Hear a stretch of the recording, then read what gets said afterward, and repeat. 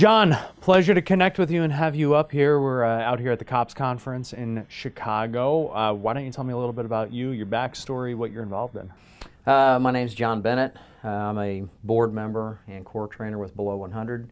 Let's talk about Below 100. For people who've never heard of it before, what is it? It's an officer safety program that aims to reduce the number of line of duty deaths across the United States to below 100 for the first time since 1943. Wow, 1943. How did that number climb so much, do you think? If you look at line of duty death numbers across the decades, 1944, 54, 64, 74, we reached a high of about 280 officer line of duty deaths in 1974. And obviously there was a lot going on in this country at that time, a lot of civil unrest, very dangerous time to be a police officer in this country. But then in 1984, it rolls around and we had about 180 line of duty deaths. So we were able to reduce that number by about 100 in just a 10-year period.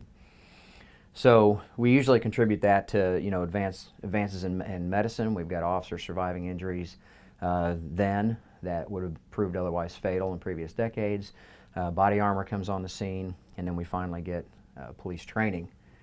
So we're still working at trying to get those numbers down, and we do that by focusing on the elimination of preventable line of duty deaths. And so to get back to your original question, what we're seeing is every year there are a large number of line of duty deaths that in some way could have been preventable in situations where officers significantly contributed to their own deaths.